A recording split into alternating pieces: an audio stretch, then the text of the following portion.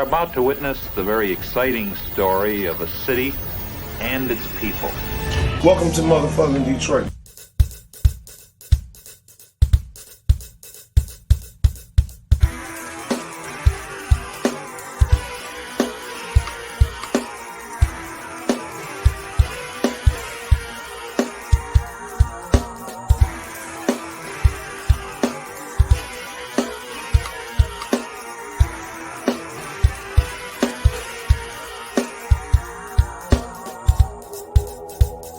What up, though? What up, though? This is Detroit Mail, another no name podcast. Well, let's get the preliminaries out of the way before I even get into this show. I'm kind of like in that kind of mood where I don't even feel like it today. You know, I'm in a great mood because Michigan won, of course. You know what I'm saying? I gotta get props out to that. But this video is something I want to address. I've been wanting to address for a while. But let me get into preliminaries. Let me get that out of the way first. So if you have not done it, please go over down to our YouTube page. It is IOW Sports. And you should see everything that we upload. Please hit the like button, bing. Please hit the subscribe button, bang. And hit that notification button, biggity bing, bang, bang. And you get everything that we upload. For instance, we go live every Monday and Thursday at 4 to 6 p.m. Eastern Standard Time. And you get you have the opportunity to jump in, talk about what we're talking about, maybe rep your team. Maybe you just want to sit back and relax and just listen to the wonderful commentating that we do. Or you can call in, give your take, whatever you want to do. We make ways for you to get on and talk about, what we're talking about or what you got to say. But if that's not enough, we also have a Facebook page where you can upload funny memes. You can represent your team. You can also, if you're promoting something, promote it on that page. That's what the page is for. It is networking in the name, so networking is what you should be doing. If you are a Chiefs fan, go over to Wildcard Chiefs page, or go to a channel on our page. Let me say that. And he does everything Chiefs, everything concerning the Chiefs, talking about the Chiefs. He represents the Chiefs. And then if you're a Jets fan, big homie Nick Shine has his own Proud Jets fan page. Now we got all that out the way. So for this, I was going to do two separate videos. First, I was going to do one talking about the SOL narrative, and then I was going to do one about why losing with this regime just seems so much different. But I decided to combine the two because it kind of, in some ways, I want to say, they kind of are I won't say the same, but they kind of relate to each other, I guess, for lack of better words. If you look at what you've been seeing, people, if you criticize this team, then you're a same old Lions person. And I just really had to address this narrative because, first of all, that's not giving any credence or any kind of respect, I guess, for lack of better words, to what a Lions fan been dealing with. It's like an abusive relationship. They find ways throughout the history, no matter how long you've been a Lions fan, to get you up on a Kool-Aid and then snatch the rug right from under you. They find ways of losing games when they should be winning games. They find ways of winning games when you already counting them out. There's always something there as a Lions fan to snatch your hope from you. And so you go into more recent years, you get into the Jim Caldwell years, where they were looking like they was on the way up. Of course, they had some disappointing times too. Don't get me wrong, but you had some winning records there. And then they fire him, and you said, okay, here comes Matt Patricia. So everybody's excited about Matt Patricia, but I was one of the ones who said, if you look at all the coaches who left New England, none of them was successful. I say that the Brian Flores is still kind of the verdict is still out on him, so I won't count him. But Wash, Romeo Correll, Josh McDaniels, he's crapping the bed in the Raiders in Las Vegas. He didn't do well in Denver.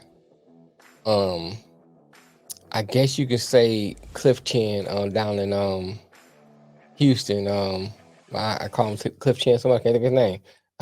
The coach down in Houston that was a part of the regime. He did pretty decent, but he kind of destroyed that team on his way out. Joe Judge didn't do well. So as the list goes on of coaches who left New England and didn't do well, why we thought it'd be different with Matt Patricia. So here comes Matt Patricia. He comes into and he's already combative when once he hits Allen Park, just combative. And he destroys the locker room, does not bring a good attitude to the line organization. So I kind of liken this to, and without getting really political, but just hear my point, and please do not take the political side to this, but I want you to hear my point. I liken it to Trump getting elected to the presidency. It was the right situation at the right time, and so I say the same thing with hiring Dan Campbell after leaving out of the Patricia era, because what you understand is that people saw how bad Patricia did, not only with his coaching, but how bad he was with bringing his whole team down, the whole mentality. And Dan Campbell comes in with this whole different mentality. First of all, he's a likable guy. You know, whatever you want to say, he has a personality that that's alluring. It draws you in. You like his personality. It makes you want to just put on the pads and play for him. So he has that personality. He has that rah, we can do it personality. And if you look at from what you came from to that, it's kind of that same parallel with the Trump presidency. You had that right situation, right time. And that kind of goes into my other part where I want to say why losing with this regime seems different. It just hits different because of Hard Knocks, because of the Dan Campbell changing the identity of this team. Say what you want to say. We can discuss about some of the bad calls he did. We can discuss some of the players who we thought weren't going to materialize as draft picks, and that includes Holmes too, Brad Holmes too. We can discuss that too, but my thing is, if you look at what Dan Campbell has done as far as the identity and the characteristic and the attitude of his team, it's totally different than what you left from with the Patricia era. So I think that them losing, it's like, oh man, come on, man. It just feels different because before you kind of expected it. But this here is kind of like, okay, we a whole different team. It seems different, it smells different, it feels different. Everything's felt different with this regime. So when you lose, it just took more air out of you than it did before. And then with this SOL narrative, and this is why I say it ties in, because now I'm watching other channels, and I watch other channels talk about, well, I'm tired of the same old, I'm tired of the SOL narrative, and people, SOL people are wrong. Just not, stop using that, and this blah, blah, blah, that whole, because I won't get into specifics. I'm not talking about anybody specific, but it's just a whole chatter and rhetoric I hear about people saying because you criticize the team, you're a SOL person. But I beg different. I think that any team that you follow, I don't care who you are, what team it is, we can take the Chiefs. There's always something you can criticize about the Chiefs. As great as they are. You can go to Buffalo Bills. There's something you can criticize with Buffalo Bills. I mean, you can go down the line, each team. Now, the better team you are, the less there's to criticize, but there's always something you can criticize about every team. And I think as Lions fans, if we are supposed to be building something great, let's build a strong foundation. So when we go, don't just build crap. No, don't put a bunch of wall stuff on a shiny foundation. Let's build a strong foundation. What I mean by that is that if we're going to build something, you know what I'm saying, let's build it with something that's going to be lasting, a long lasting thing. That's how I build something that takes on a run real quick and gets it to the playoffs. So, say we take it to the Super Bowl, but next year and we lose, but then next year we don't go back to Super Bowl, or 10 years from now we go back to Super Bowl. What does that do? That's a temporary fix. But if you get a solid, strong foundation, then you can go back multiple times and possibly win multiple Super Bowls. And so I think that we should want and deserve better, want and deserve greatness. And so in doing that, you're gonna criticize certain things. No, do I think it's the same old Lions? No, I do not. But just because I criticize certain things don't mean I'm a same old Lions person. And I think that's the part that I want to address, because I hear that so much with people. It's like, oh, you criticize it. You want the same old Lions people. No, I'm gonna criticize. If I see Hutch having a bad game, I'm gonna say something. That mean, you know what I'm saying? How these people, oh, Hutch is the greatest. Oh, no, he's not. He's a great. Has he been improving? Has he been showing up in some games? Oh my God, yes. Kirby Joseph been showing up in some games? Yes. Okuda, yes. Rodriguez, yes. St. Brown, yes. Jared Goff is still up and down. So, you know, I'm gonna criticize Jared Goff. Do I think every game they lose is Jared Goff's fault? No. But just because I make a statement that's negative against Jared Goff doesn't mean I think every game is Jared Goff's fault. Just because I make a statement against Hutch, I mean I think that Hutch is a bust. He still has things he needs to improve on. He's a rookie. I think that we have our expectations way up here for certain players. They come in, you know, you got Hutch way up here. And then, you know, so he can't do no wrong. No. We need to have our expectations of what the team is going to be. I'm not talking about expectations of what we want. There's a difference. What I'm saying is what this team is striving to be and what this team is are two different things. Our expectations for what we want this team to be should be high. Our expectations for what this team is should be a little bit even keel. I think that's the issue. One of the many issues I have with Lions fans and content creators. I love my team. I rep my team all the time. Anybody know me know I rep my team. Hell, I got Lions hands hat on now. So, you know, so I'm gonna rep my team no matter where I'm at, no matter where I go.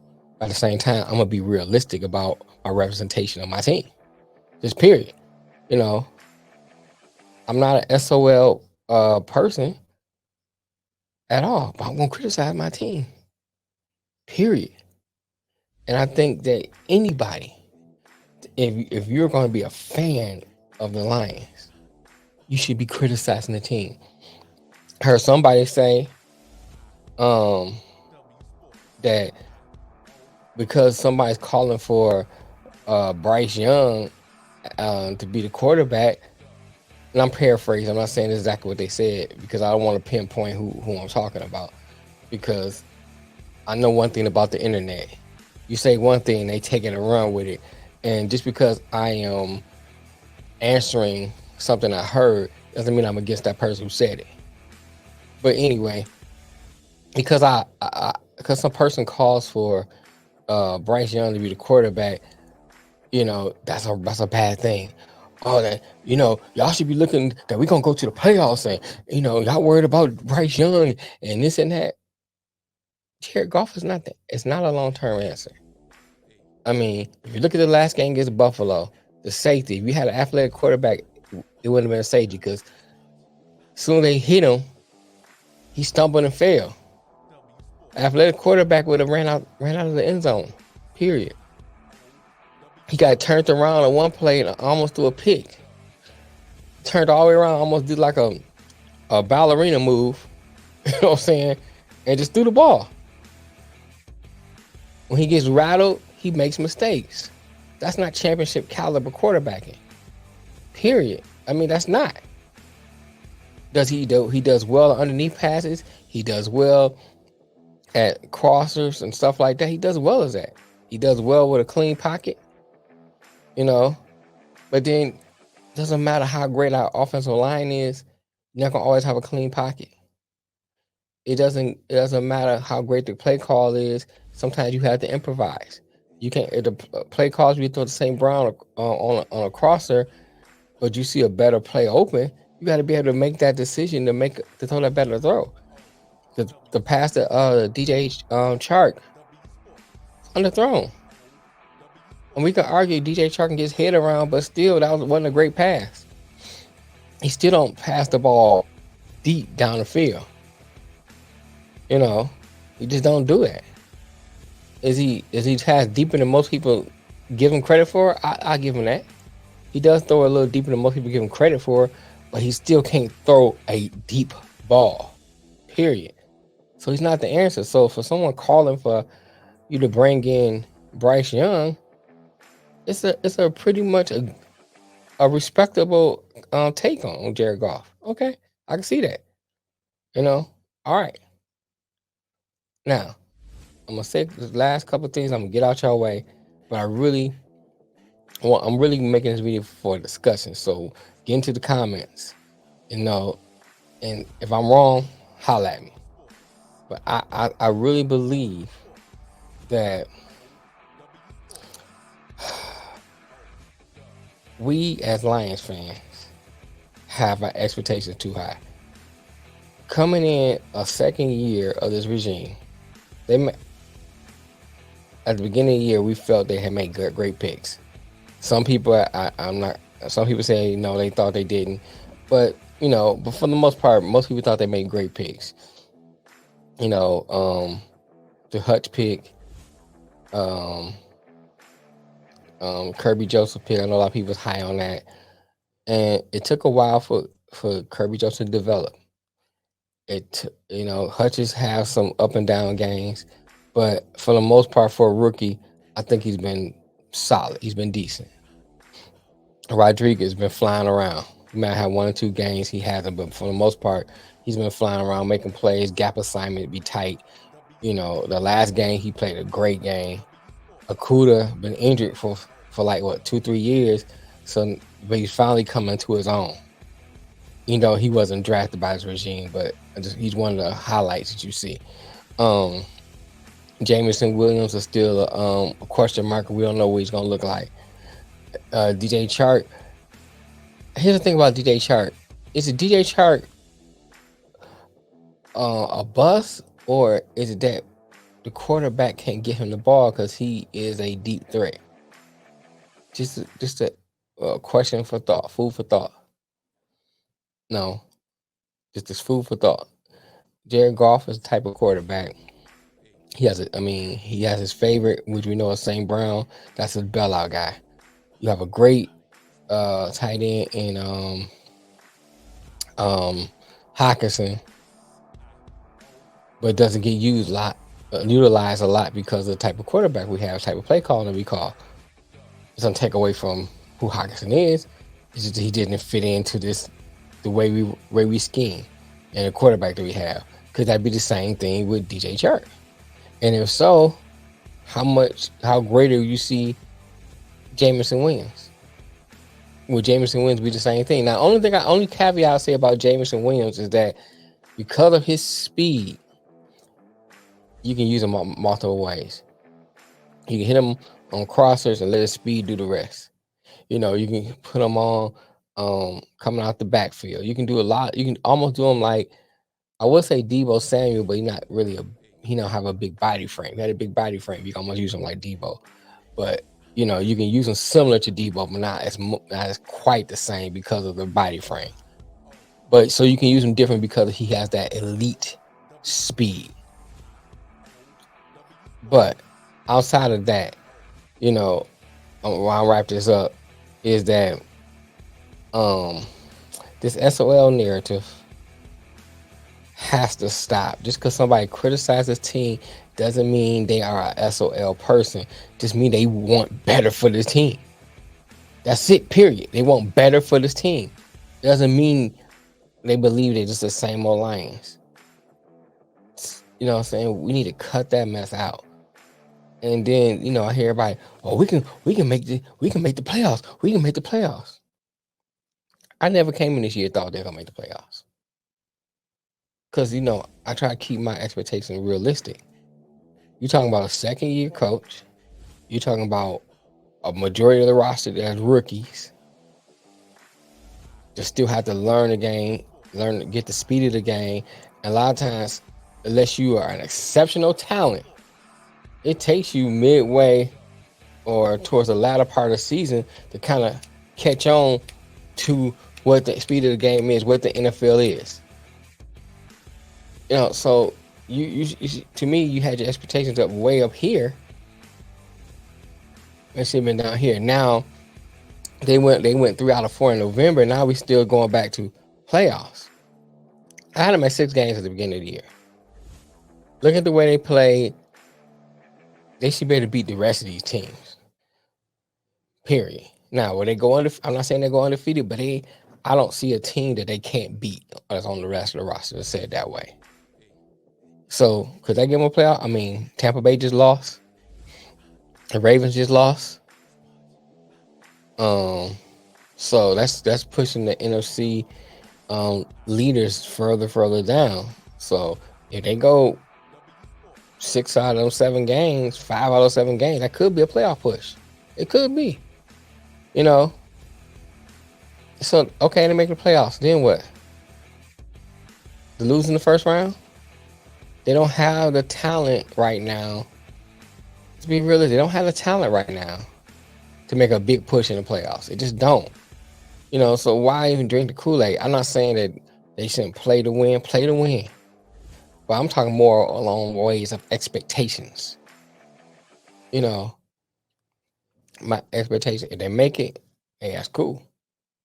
But my expectations for them not to make the playoffs. My expectations for them to be a 3-year building process. So now the 3rd year's coming up. Now, 3rd year, I'm looking at, we should be in the playoffs. You know, based on let's see how the rest of this year play out. But based on what they've done so far, compared to what they might do potentially can do for the rest of the year, take that momentum, make some great draft picks. Boom. It should be a playoff run. Period. Green Bay seems to be down. Chicago, depends on what they do next year. They're gonna have a high draft pick. They're gonna have a high picks next year because they're not winning a lot of games. Green Bay might even have a high pick. They're not winning a lot more games. And they got a tougher schedule. So that's 2 people in our division that may get some great picks or even pick before us. But that's a whole other video. But anyway, like, share, and subscribe. Please get in the comments. I would like to continue this discussion. Do you think that because you criticize somebody make you an SOL fan?